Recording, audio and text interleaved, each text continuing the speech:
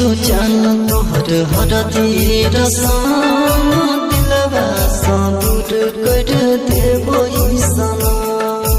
दिलवा सा दूर कर देबो ईसन आई छियो जान तोहर हरदी रसन दिलवा सा दूर कर देबो ईसन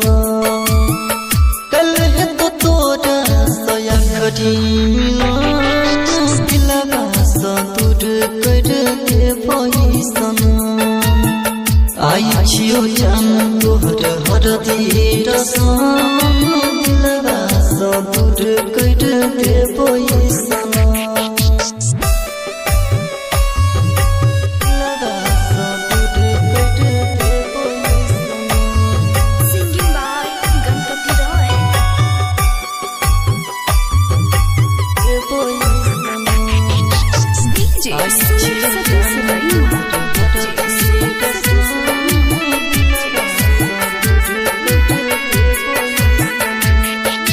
बगल के भेष में जीवों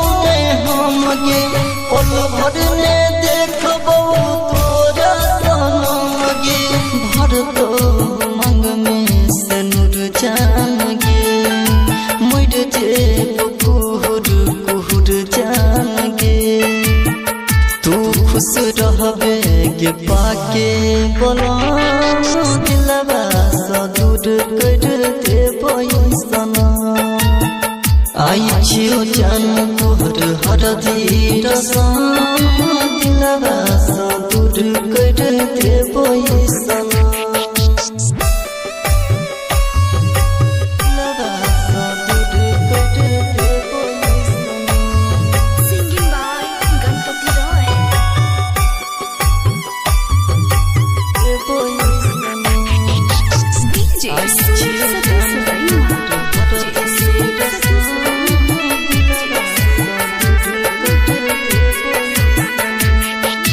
पल भर में केला तू गेलो ही बदल गे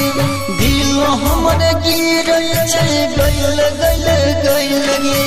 दौलत पे कोना तू घूम गेलही बचपन के प्यार हमर भूल गेलही छोड़ा गणपति के दो गेली गान दिलवा सा दूर कर देलो ईसन